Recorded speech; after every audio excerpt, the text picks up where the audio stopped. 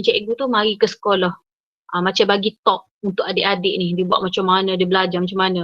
Tapi sebab ni kita tak boleh nak bersemuka, cikgu dah minta dia orang tulis, nanti cikgu akan hantar kepada awak guideline macam mana dia orang belajar sampai boleh A+, A tolak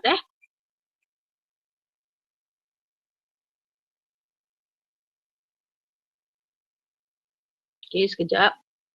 Cikgu tengah buka slide.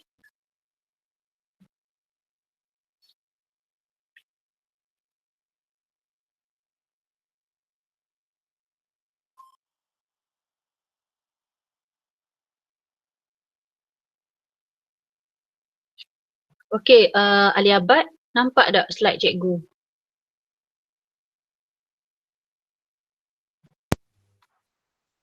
Nampak cikgu. Nampak Okay, so kalau nampak, cikgu teruskan Okay, so kita tengok muka surat 261, punca variasi. Okay, minggu lepas awak dah belajar variasi ni apa? Variasi ni ialah perbezaan ciri. Okay, perbezaan ciri tetapi mesti syarat dia dalam satu spesies. Maknanya kalau kita ni manusia, cuba awak tengok manusia walaupun kita ni manusia tetapi kita berbeza-beza. Okay, walaupun warna kulit, contoh warna kulit. Tapi ada orang kulit cerah, ada orang kulit gelap, ada orang kulit sawo matang. Spesies, syarat dia mesti spesies yang sama. Dia kena syarat dia mesti spesies yang sama tapi ada berbeza-beza ciri, itu kita panggil variasi. Okay, jadi kenapa boleh berlaku punca variasi ni? Sebab apa kita ni berbeza-beza? Okey, organisma dalam spesies yang sama didapati berbeza dari segi morfologi, fisiologi dan genetik. Apa cikgu morfologi, fisiologi dan genetik? Kita ni walaupun kita ni sama, spesies manusia, tapi kita berbeza bentuk, kita berbeza dari segi ciri dalam badan kita, fungsi kita dan dari segi genetik tu sendiri. Jadi itulah yang menyebabkan kita berbeza. Okey, kita nak tengok punca variasi. Untuk variasi selanjar, contoh variasi selanjar ketinggian, berat badan, warna kulit, kepintaran, itu boleh dipengaruhi oleh faktor persekitaran. Fahamkah? Variasi selanjar macam warna kulit, berat badan, ketinggian, kepintaran akal kita, walaupun kita ni berbeza dari segi genetik, untuk variasi selanjar ni pun berbeza juga dari segi genetik, tetapi turut boleh dipengaruhi oleh faktor persekitaran. Awak kata, oh memang saya ada genetik tinggi. Rupa-rupanya boleh juga dipengaruhi oleh faktor persekitaran. Contoh awak ni berat badan. Awak memang dilahirkan kurus. Family awak semua kurus. Tetapi juga boleh dipengaruhi oleh faktor persekitaran. Contoh suhu, cahaya, pH. Okey, ada pelajar tak faham. Dia kata macam mana pula cahaya? Okey, katakan contoh awak ni, warna kulit awak memang genetik awak cerah. Memang awak ni semua, family awak semua kulit cerah. Itu genetik. Tapi tiba-tiba awak ni masuk askar. Bila masuk askar jadi tentera, hari-hari berlatih bawah cahaya yang terik. Bawah cahaya yang terik. Cahaya terik tu ialah faktor persekitaran. Hari-hari berlatih, maka awak pun gelap. Tapi jangan risau sebab benda tu dia tak berkekalan. Dia tak kekal. Dia tak kekal. Sebab apa cikgu tak kekal? Sebab kita genetik kita kulit cerah. Ia cuma dipengaruhi oleh faktor persekitaran sahaja. Fahamkah? Okey. Kemudian variasi tak selanjar. Okey, variasi tak selanjar ni kumpulan darah, lesung pipit, cap jari dan sebagainya. Variasi tak selanjar ni dia jenis, cikgu kata apa? Kualitatif Maknanya kalau awak dapat kumpulan darah A lah sampai bila-bila. Kalau awak ni ada lesung pipit lah sampai bila-bila. Kenapa? Sebab dia hanya dipengaruhi oleh faktor genetik sahaja. Tidak dipengaruhi oleh persekitaran. Contoh, awak ada lesung pipik. Awak dapat lesung pipik tu kerana faktor genetik. Tiba-tiba awak pergi belajar di overseas. Awak kata hilang dah lah lesung pipik saya. Tak. Okay, tidak. Kenapa tak hilang cikgu? Sebab awak memang dapat benda tu kerana faktor genetik. Dan kenapa awak dapat tu? Kerana semasa mungkin awak dapat semasa pindah silang. Mungkin awak dapat genetik tu semasa penyusunan bebas kromosom. Mungkin awak dapat semasa persenyawaan rawak. Dan mungkin awak dapat semasa mutasi. So 4 faktor ni, tolong 4 faktor genetik kena hafal. Okay, cikgu bagi tahu selalu. Tiap-tiap tahun naik dalam SPM. Okay, tiap-tiap tahun naik dalam SPM. Variasi tak selancar dipengaruhi oleh faktor genetik. Dia dapat masa bila? Dia dapat masa pindah silang, penyusunan bebas kromosom, persenyawaan rawak dan mutasi. Okey, sekarang kita tengok satu persatu. Okey, sekejap .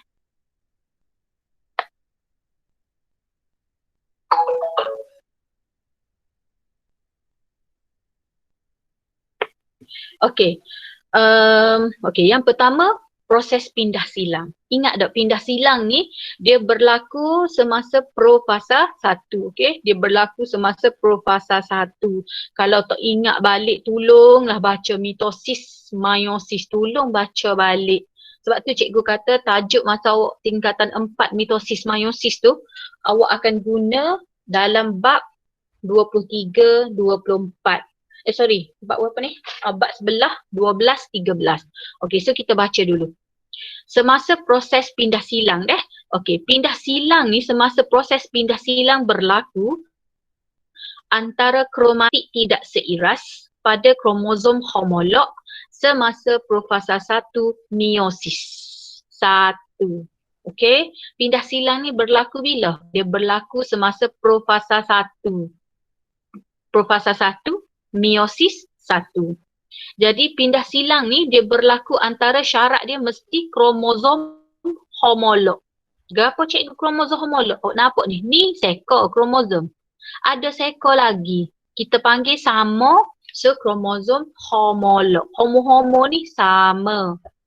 Jadi syarat dia berlaku semasa profasa 1, meiosis 1 berlaku mana? Pada kromosom homolog. Dan dia berlaku pada kromatik tidak seiras. Cikgu, mana kromatik tidak seiras ni? Ni, awak nampak tak seiras ni? Okey, kromatik tak seiras Okey, ni dengan ni. Okey. Penggabungan semula. So awak nampak tak dia berlaku pindah silang. Dia silang sini. Dia bersilang di sini. Jadi bila dia bersilang di sini, awak nampak dia dah tukar. Aku ambil purple, Mung ambil biru. Nampak tak? Dia dah tukar dah. Jadi dia dah tukar bahan genetik. Maka berlakulah penggabungan semula menghasilkan kombinasi gen baru. Jadi kalau awak tengok sini dia dah tukar bahan genetik. Masa ni lah dia tukar bahan genetik. Maka terhasillah kombinasi gen baru. Tolong hafal pindah silang berlaku mana? Profasa 1, meiosis 1. Berlaku pada siapa? Kromosom homolog. Antara siapa? Antara kromatik tidak seiras. Ni kita panggil kromatik tak seiras Apa cikgu tak seiras? Lah, biru so, purple so. So kita panggil tak seiras. Okey? Dan kita panggil prosesnya ialah pindah silang. Tempat dia berlaku ni kita panggil kiasma. Boleh? Proses dia pindah silang. Berlaku, tempat berlaku kiasma. Peringkat mana cikgu? Profasa 1, meiosis 1. Berlaku antara siapa? Kromatik tidak seiras. Bila dia berlaku, dia tukar bahan genetik, maka terhasillah kombinasi gen baru.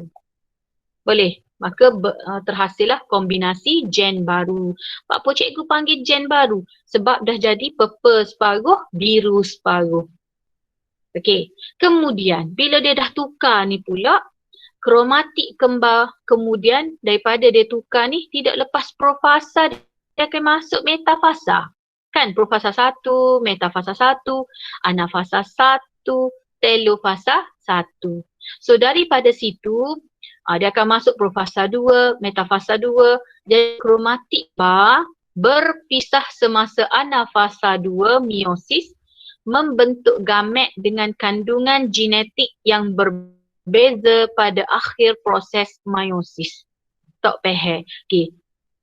Mula-mula dia dah tukar dah masa profasa 1. Okey, settle. Kemudian dia mari beratur. Cikgu dah ajar kan? M tu mari beratur. Dia beratur. Kemudian dia asing-asing, dia berpisah. Kemudian dia tiba ke kutub berasingan. Dia tiba ke kutub berasingan, telofasa 1. Okey, kemudian dia masuk profasa 2. Dia pendek, tebal, padat. Kemudian metafasa 2, dia mari beratur tengah-tengah.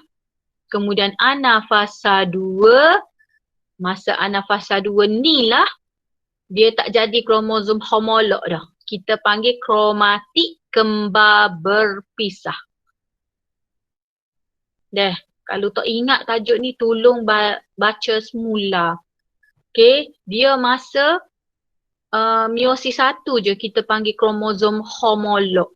Lepas dia lalu semua ni, dia tak boleh panggil kromosom homolog dah, dia jadi kromosom. Jadi semasa anafasa 1 ni kita kena sebut dia kromatik kembar berpisah, asing-asing. Semasa anafasa 2 meiosis lalu membentuk gamet yang mempunyai kandungan genetik berbeza pada akhir proses meiosis. Okey, kalau awak tengok gambar ni kita panggil metafasa 2. Cikgu, kenapa cikgu tak panggil metafasa 1? Sebab dia beratur dalam keadaan kromosom, bukan kromosom homolog. Baca semula lah. Tolonglah baca semula tajuk tiga tepak ni. Cikgu minta sangat-sangat. Okey, kemudian daripada kromat ni, kemudian awak nampak tak? Dia dalam bentuk kromatik kembar berpisah. So ini ialah anafasa 2. Nampak dia tulis sister chromatic separation. Maknanya kromatik kembar berpisah. Jadi masa dia berpisah tu akan ada yang dapat hitam, purple separuh, pink separuh tadi. Sorry, purple separuh, biru separuh. So masa dia berpisah ni lah, maka dia akan terhasil gamet. Sel anak, okay? Jadi kromatik kembar berpisah semasa anafasa 2 meiosis lalu membentuk gamet yang ada kandungan genetik berbeza. Okey, jadi mungkin yang ini ada merah separuh, purple separuh, mungkin yang ni ada biru separuh, dia dah tukar. Jadi masing-masing berbeza-beza lah. Okey cikgu harap boleh lah tu. Sebab dia asal-asal dia gini. Jadi bila kita kerak tengah ni, dia berbeza-beza lah. Hak ni dapat biru belakang, yang ni dapat biru dan purple. Hak ni dapat purple saja, hak ni dapat purple dan biru. Okey? Okey, tu kalau semasa proses pindah silang. Maknanya bila dia start tukar genetik semasa pindah silang. Okey. Yang kedua, mungkin juga dia tukar, berbeza genetik ketika penyusunan bebas kromosom. Kita tengok semasa peringkat metafasa 1 meiosis. Metafasa ni ialah mari beratur tengah-tengah. Nampak? Dia beratur tengah-tengah. Okay. Pasangan kromosom homolog. Apa cikgu kromosom homolog dia sebut sini? Sebab metafasa 1. Kalau metafasa 2 kita panggil kromosom saja. Kalau metafasa 1 ni kromosom homolog. Jadi semasa peringkat metafasa 1 meiosis 1, pasangan kromosom homolog, satu kromosom maternal dan satu kromosom paternal tersusun secara rawak pada satah khatulistiwa. Apa maternal dan paternal? Maternal ni hak mak. Okay? Paternal ni hak papa, hak ayah. Okay. Jadi kalau awak tengok sini, kenapa dia panggil penyusunan bebas kromosom? Sebab kromosom ni dia boleh tersusun secara rawak. Kita tahu ke dia tersusun macam ni? Mungkin dia tersusun macam ni. Sebab tu dia panggil bebas. Kita tahu ke kromosom kita tersusun macam ni? Tak tahu. Semua tu ialah rahsia Tuhan sahaja. Dia tersusun macam mana. So mungkin dia tersusun hijau, purple, hijau, purple. Mungkin juga hijau, purple besar, nampak? Tiba-tiba purple kecil, hijau kecil. Ni yang kita panggil penyusunan bebas kromosom. Okey, kemudian bila dia tersusun, bila cikgu kerak tengah, bila dia nak masuk asing-asing, lepas tu dia masuk telofasa 1, kemudian dia masuk profasa 2, metafasa 2, tengok. Cikgu dah potong kan, masuk metafasa 2, awak tengok. Oh, dia beratur hijau besar, hijau kecil, besar, purple kecil. Ni kalau mungkin bila dia beratur macam ni, dia akan berpisah macam ni masa metafasa 2. Tapi kalau awak punya kromosom macam ni, hijau, purple, hijau. So bila cikgu potong sini, bila dia masuk je metafasa 2, mungkin dia akan jadi hijau besar, purple kecil, hijau kecil. Lalu terhasillah gamet. Cikgu kerak pula tengah ni. So terhasillah besar, kecil, besar, kecil. Cikgu kerak tengah. Awak tengok. Besar purple, kecil purple, besar purple, kecil purple. Inilah gamet ni awak tengok. Kalau dia tersusun macam ni, gamet dia akan jadi macam ni. Kalau katakan kromosom awak tersusun macam ni, dia akan jadi, cikgu potong cikgu potong tengah, dia akan jadi besar hijau, kecil purple, besar hijau, kecil purple. Okay, cikgu potong yang tengah ni. So dia akan jadi besar purple, hijau, kecil, besar purple, hijau, kecil. Tak awak tahu ke gamet awak yang ni ke yang ni? Boleh deh? Okay, jadi bila dia tersusun secara bebas, maka pada akhir meiosis akan terdapat pelbagai gamet dengan kombinasi kromosom paternal dan maternal berbeza. So ada yang dapat mak macam ni, okey, ni.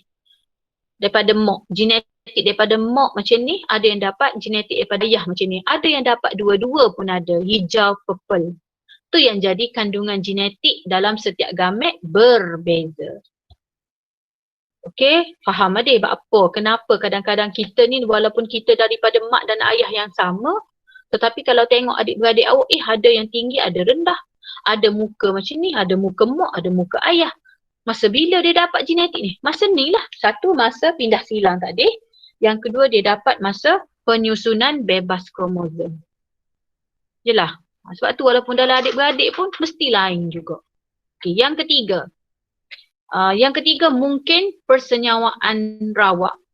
Okey, persenyawaan antara sperma dan oosit sekunda adalah secara rawak melalui penggabungan semula genetik semasa pindah silang dan penyusunan rawak kromosom homolog.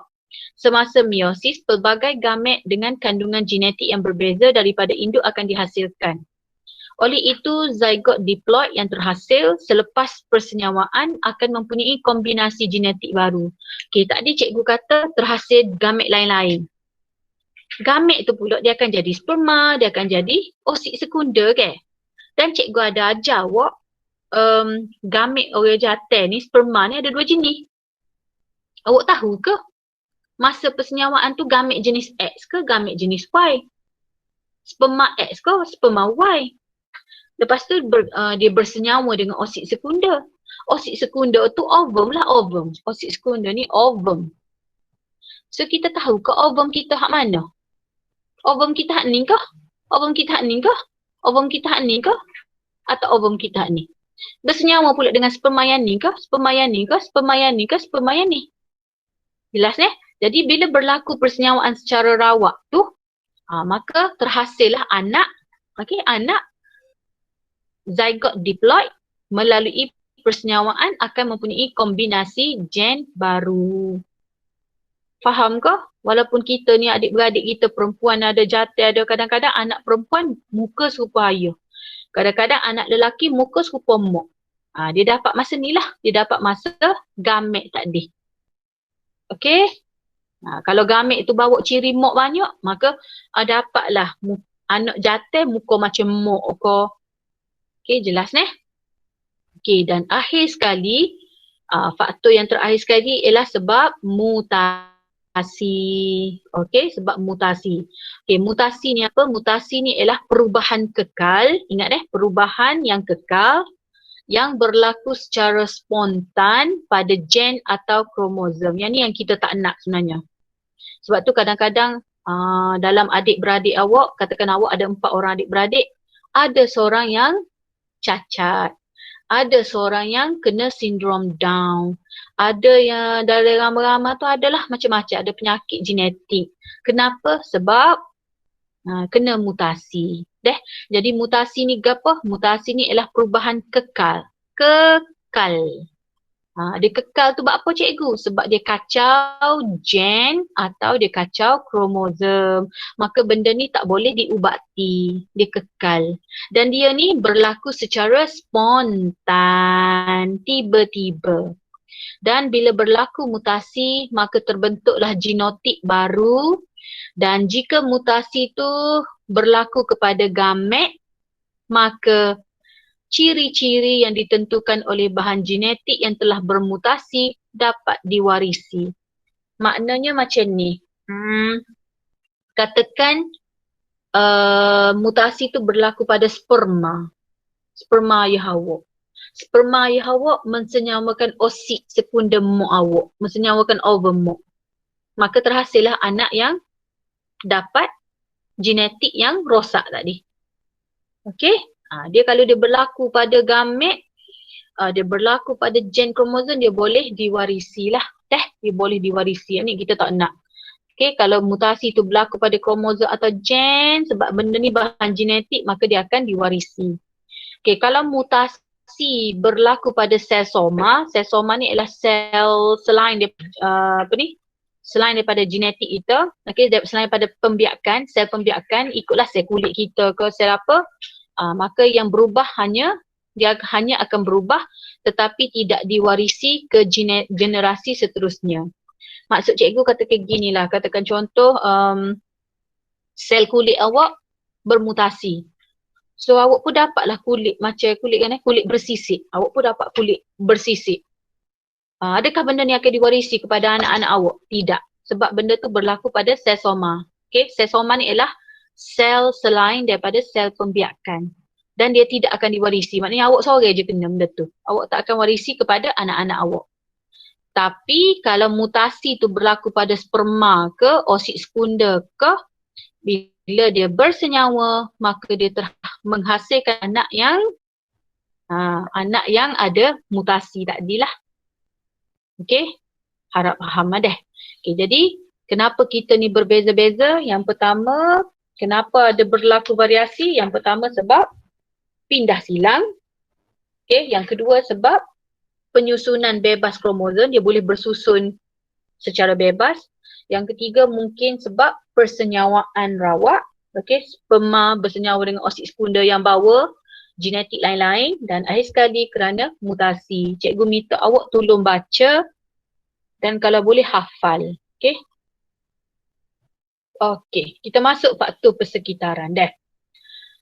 Okey, faktor persekitaran. Variasi yang disebabkan oleh faktor persekitaran, perbezaan yang disebabkan oleh faktor persekitaran dikenali sebagai variasi persekitaran.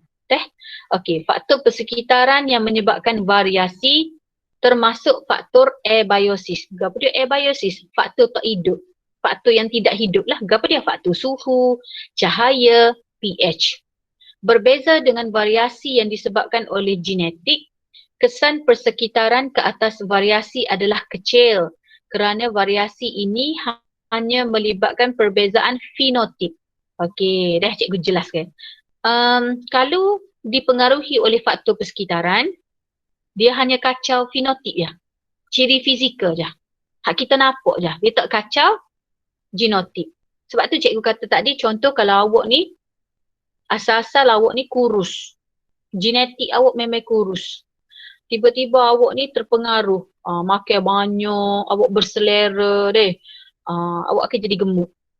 Okey. Dia kacau ke apa? Dia kacau fenotip je. Fizikal awak je, ciri yang ditunjukkan sahaja. Tapi dia kacau tak genetik awak? Tak kacau. Dia tak kacau. Okey, dia hanya melibatkan perbezaan fenotip sahaja. Bukan perbezaan genotip. Okey. Persekitaran dapat mengubah kekerapan alel dan kekerapan genotip dalam suatu populasi. Tetapi tidak boleh mengubah genotip. Faham deh? Dia tak akan kacau genotip awak. Dia tak akan kacau bahan genetik awak. So, awak jangan risaulah walaupun awak kurus, awak jadi gemuk. Tapi kalau awak diet balik, awak dapat asal semula. Okay. Maka variasi persekitaran tidak boleh diturunkan dari generasi ke generasi, iaitu tidak boleh diwarisi. Awak pun risau, takut awak esok nikah boleh anak gemuk-gemuk. Dok. Okay, sebab awak bawa genetik kurus. Okay. So soalan ni tanya, apakah faktor persekitaran yang menyebabkan pokok hydrangea, ni cikgu dah ajar dah hari itu masa kelas bersemuka, menghasilkan warna bunga yang berbeza. Okay. So kita tengok yang ni. Ingat tak cikgu pernah bagi tahu ke? Contoh, katakan ni bunga hydrangea. Dia sebenarnya dia tengok atas faktor tanah, pH tanah. So katakan awak ni ada bunga tumbuhan hydrangea, awak tanam dalam tanah berasid. Maka dia akan menghasilkan bunga biru. Tapi kalau awak tanam dalam tanah beralkali, maka bunganya akan jadi warna pink. Cikgu ada bagi tahu itu ke? Cikgu bagaimana daripada warna bunga biru ni? Katakan contoh macam ni. Katakan contoh awak ambil bunga beralkali ni. Awak kata puah lah warna pink sokmo. Saya nak tukar jadi bunga biru. Boleh? Awak carilah apa-apa yang berasid. Awak jirus pada pokok tu banyak-banyak kali. Okay? Lama-lama tanah tu jadi berasid. Bunga pink akan jadi bunga biru. Sebab dia dipengaruhi oleh persekitaran. Lalu menghasilkan variasi yang berbeza. Jelas Dia genetik pink sebenarnya. Tapi sebab awak tukar pH tanah jadi berasid, tidak lama kemudian bunga tu akan jadi bunga biru. Ada pelajar tanya cikgu itu, cikgu kalau saya buat tanah tu neutral, tak silap cikgu dia akan jadi warna putih kehijauan gitu. Tak silap cikgu lah, cikgu ada baca itu. Okay, dia akan jadi putih hijau macam tu. Okay, so kita tengok faktor persekitaran dalam buku teks. Okay, yang pertama pH tanah. Pokok hydrangea menghasilkan bunga berwarna biru sekiranya dalam tanah berasid, iaitu pH kurang daripada 5.5. Manakala dia akan mengeluarkan warna merah jambu jika tumbuh dalam keadaan tanah beralkali. So kalau soalan tanya bagaimana daripada bunga pink nak jadi biru, biru nak jadi pink, awak guna kemahiran, awak belajar kimia. Okay, awak guna kemahiran kimia awak. Apa jenis bahan berasid, apa jenis bahan beralkali. Okay, boleh Okay, yang kedua dari segi faktor suhu. Okay, kucing Siam mewarisi gen yang menghasilkan enzim pigmen bagi warna bulu. Enzim ini hanya berfungsi pada suhu kurang daripada suhu badan. Bahagian badan kucing Siam yang mempunyai kawasan bersuhu rendah ialah telinga dia, muka, ekor dan tapak kaki. Oleh itu faktor ini menjadikan bahagian-bahagian tersebut berwarna gelap. Awak pun baru tahu, cikgu pun baru tahu juga, oh ni kucing Siamnya. Oh jadi rupanya kucing Siam ni, dia ni sebenarnya ada gen yang menghasilkan warna gelap bagi warna bulu. Tapi sebab dia ni enzim tu dia berfungsi pada suhu kurang daripada suhu badan, maka menyebabkan bila persekitaran suhu tu, bila suhu badan dia tu, suhu tu kurang daripada suhu badan dia, maka dia menghasilkan muka dia gelap, telinga dia gelap. Okay. Jadi dia ni sebenarnya dapat ni sebab kerana faktor suhu persekitaran. Okay. Dan akhir sekali cahaya. Okay. Cahaya matahari dapat mengubah warna kulit. Orang yang sering berada di bawah cahaya matahari dalam jangka masa yang lama akan mempunyai tona kulit yang lebih gelap. Sebagai contoh penggunaan, asal-asal dia kulit cerah tapi sebab hari-hari bekerja bawah cahaya matahari yang terik, maka dia jadi gelap. Sinaran ultra ungu dalam cahaya matahari akan merosakkan pigmen melanin. Pigmen melanin ni dia memberikan warna gelap. So bila rosak, banyak pigmen melanin terhasil. So bila banyak melanin, melanin ni memberi warna gelap. So dia akan jadi kohor gelap. Kulit jadi semakin gelap. Okay dah? Boleh lagi deh, cikgu rasa deh. Okay, dan cikgu masuk tajuk seterusnya. Okay, interaksi antara faktor genetik dengan faktor persekitaran. Awak jangan ingat pula faktor genetik, faktor persekitaran. Sebenarnya ada interaksi pula. Interaksi maksud dia dua-dua. Okey, faktor persekitaran memainkan peranan dalam penentuan fenotip. Faktor persekitaran ni dapat berinteraksi pula dengan faktor genetik. Dia boleh campur dua-dua pula rupanya. Faktor genetik dengan faktor persekitaran. Maka terhasil pula variasi.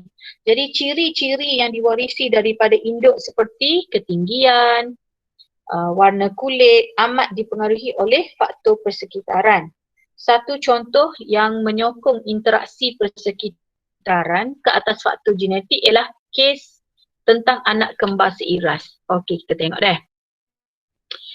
Awak belajar dah masa tingkatan 4, kembar seiras. Sebab apa kita panggil kembar seiras? Sebab dia sama. Sama ke apa cikgu? Dia sama 3 benda. Ingat kalau kembar seiras ni dia sama 3 benda. Satu, dia sama genetik. Genetik dia sama dah. Yang kedua, bila sama dah genetik, maka ciri fizikal dia pun sama. Macam contoh Nadia, contoh Diana dan apa? Oh, cikgu ni enggak tiba-tiba mai tak ingat. Contoh macam Diana dengan Nadia. Contoh macam Adilah Nadia dengan Aliyah Nabiha. Kembar seiras lah tu. Bila sama dari segi genetik, maka ciri fizikal pun sama. Okey, lagi sama ke apa lagi? Sama jantina. Okey, kalau perempuan dengan perempuan lah. Kalau lelaki dengan lelaki. Okey. Mereka mempunyai genotip obesiti yang sama kerana berasal daripada embrio yang sama. Oh, budak dua orang ni gemuk. Sebab apa? Sebab dia dapat genotip gemuk. Faham deh? Sebab dia ada genotip yang diwarisi pada mak ayah dia tu jenis obesiti. Kembar seiras ni. Tiba-tiba, kembar seiras J dan K terpisah sejak zaman kanak-kanak. Sebab apa terpisah? Mungkin dia ni mak ayah dia cerai ke, ataupun mungkin tok dia ambil pera ke. Okey. Jadi, J mengamalkan diet rendah lemak dan suka menjalankan aktiviti fizikal. Walaupun dia ni ada genotip gemuk, obesiti, tengok J. J ni dia jaga makan, dia exercise, maka J mempunyai berat badan ideal.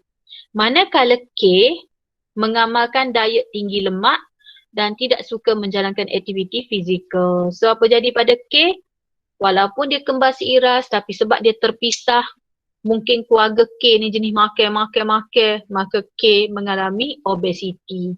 J ni walaupun dia ni kembar seiras tapi J dipelihara oleh keluarga yang jaga makan, yang diet, maka J kurus.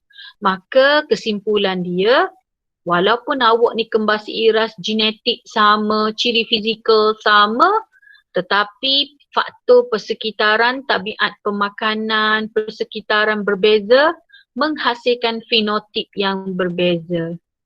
Faham ke maksud dia? Walaupun kita ni ada faktor genetik sama, tapi ada juga integrasi faktor persekitaran menyebabkan kita ni boleh jadi berbeza.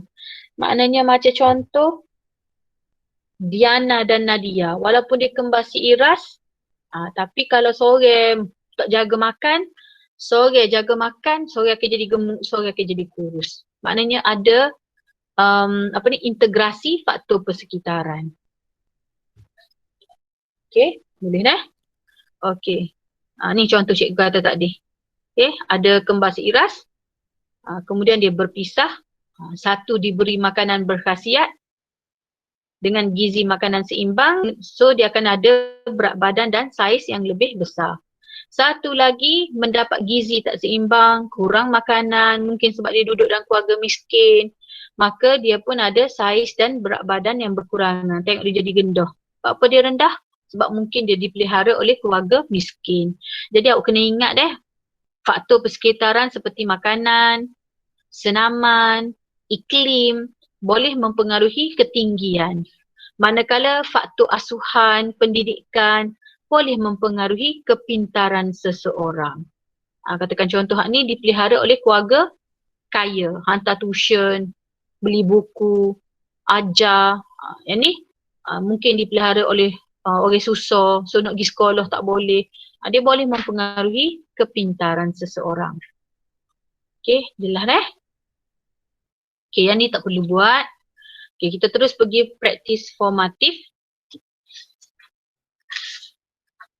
Okey. Bagaimanakah variasi dapat meningkatkan kemandirian spesies?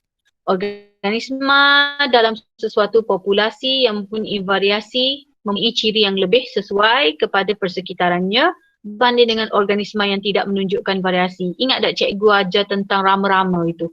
So bila rama-rama ni dia ada variasi, maka dia dapat menyamar diri dia. So bila dapat menyamar, dia dapat selamatkan diri dia. Okay, jadi dia dapat survive. Okay, survival. Okay, nombor 2, kenal pasti jenis variasi berikut. Ni mudah je. Kepintaran selanjar, kehadiran lesung pipit tak selanjar, jenis rambut tak selanjar, ketinggian selanjar, jenis cuping telinga tak selanjar. Okay, soalan 3, nyatakan 2 punca variasi, iaitu faktor genetik dan faktor persekitaran. Okay, nombor 4, variasi berlaku kerana pembiakan seks, jelaskan pernyataan di atas. Iyalah. Sebab apa berlaku variasi? Sebab pertama, persenyawaan secara rawak tadi. Lepas dia bersenyawa, pindah silang pula. Lepas pindah silang, apa lagi? Lepas pindah silang tadi, penyusunan bebas kromosom pula. Dah. Okay, so tu kait dengan pembiakan seks. Okey, cikgu nak tanya, faham ke tak setakat ni? Faham cikgu. Faham cikgu. Takut cikgu buat besar ke? Tak apa, nanti kalau tak faham awak tengok balik rakaman cikgu. Lepas tu awak baca semula. Tak faham juga tanya. Okey, cikgu pergi sikit lagi. Okay, cikgu masuk sikit lagi. Cikgu habiskan 12.2 dah. Sikit je. Okey, variasi dalam manusia dah. Okey, cikgu masuk variasi dalam manusia. Okey, yang ni tak ada gapa. Kita terus pergi kepada yang ni lah. Okey. Kita tengok ni adalah ciri. Ingat tak cikgu ajar awak itu? Ciri itu stokor. Kalau pecahan dia tu kita panggil trait. Okey, so kalau katakan contoh, ciri kita ketinggian. So ada trait dia, ada tinggi, ada rendah. Jadi kalau tinggi tu dominant, rendah tu recessive. Okey, sama juga macam ciri jenis rambut. So kalau rambut kerinting tu dominant, rambut lurus recessive. Dapat deh. Okey. Kecenderungan penggunaan tangan. Ramai orang guna tangan kanan. So ramai orang menulis dengan tangan kanan. Jadi tangan kanan adalah dominant dan kadang-kadang jarang-jarang ada kidal. So kidal tu adalah recessive. Okey, kehadiran lesung pipit. Rupa-rupanya ada lesung pipit ni adalah ciri dominant. So kalau yang tak ada lesung pipit dia adalah recessive. Okey, kebolehan menggulung lidah. Okey, boleh gulung lidah tu adalah dominant. Recessive, tidak boleh gulung lidah. Okey, lekapan cuping telinga. Kalau cuping telinga tidak melekat macam ni. Cuping telinga tidak melekat ni dominant. Cuping telinga melekat kita panggil recessive. Okey, kita nak buat benda ni sebenarnya dah. Okey, so malam ni tugasan awak ialah awak siapkan praktis formatif 12.1. Dengar praktis formatif 12.1 dan kita nak buat yang ni. Okay, kita nak buat kan cikgu? Cikgu akan masukkan nama, cikgu nak awak update sendiri. Katakan contoh, ikut kelas buat ikut kelas. Katakan contoh 5 bina. Alia Batrisya ketinggian berapa, berat badan berapa, dan awak tengok cap jari awak. Nanti cikgu hantar gambar cap jari. So awak tengoklah. Oh, cap jari awak ni jenis apa? Apa ni? Cikgu rasa ada depan ni cap jari. Awak ni jenis lengkung ke, bergelung ke, pusar. Okey. Jadi 1 sampai 20 orang ni memang kena buat macam tu. Katakan contoh Yoshini tinggi berapa, berat badan berapa, cap jari jenis apa. So, semua kena update dalam WhatsApp group. Bila dah dapat semua untuk 20 orang, kalau 5 syifa dapat semua untuk 22 orang, kena buat apa? Awak kena buat graf. Biar ada jadual dulu. Lepas ada jadual, awak plotkan graf bilangan murid melawan ketinggian. Lepas tu buat jadual, buat graf bilangan murid lawan julat berat badan. Kemudian cap jari. So kena ada 3 jadual, 3 graf. Okay. So kita Jumaat. Esok awak sambung dengan tugasan ni. Jadi esok waktu bio tak ada bersemuka, tak ada kelas Google Meet, tapi awak siapkan 3 jadual, 3 graf. Boleh? Okay? Okay, so kita jumpa hari Sabtu. Okay, Assalamualaikum. Waalaikumsalam. Terima kasih cikgu. Terima kasih, Cikgu. Terima kasih cikgu. Thank you, Terima kasih Thank you, cikgu. Cikgu, Ya. cikgu, Ya. PDF nota bayu tu boleh saya hantar selalu ke nak tunggu Yasmin? Yasmin kata apa tak ada? Yasmin nak hantar kan? Gini, awak hantar dulu belakang mana ada tu. Yasmin hantar personal cikgu. Okey. Okey. Terima kasih. Cikgu, Ya. graf tu Ya. buat dekat atas kertas graf kau, kertas saja. Gerah kena atas kertas gerah lah. Okey. Tahu deh, bilangan murid ni paksi ke apa? Bila dia sebut bilangan murid lawan julat ketinggian. Hak ni paksi mencancang. Bila dia sebut lawan, maknanya paksi mengukur. Ke apa ni? Paksi ke apa ni? Y ke X ni? Y ke? So disebut dulu tu paksi mencancang. So bilangan murid lawan ketinggian. Cikgu nak tengok cara buat gerah. Okey. Terima kasih, Cikgu. Cikgu. Ya. Kena saling kok eksperimen ni. Yes, kena saling. Ni amali ni. Sama macam buat video tu. Sebab amali ni cikgu baru masuk mesyuarat dengan CPN baru ni. Dia kata amali kalau yang tak memerlukan bahan radas tu kena buat di rumah. Maknanya kita boleh run amali yang mudah-mudah. Sebab ni pun amali juga maknanya cikgu awak dah buat dah dengan cikgu. Kita jimat masa lah. Okay lagi. Okey, Cikgu akan hantar gambar cap jari cikgu akan hantar gambar cap jari. Siapa ada hak cap jari di rumah tu boleh buat dan tengok awak ni jenis yang mana. Okey. So Assalamualaikum. Okey, apa-apa tak faham tanya deh. Okey. Okey, boleh keluar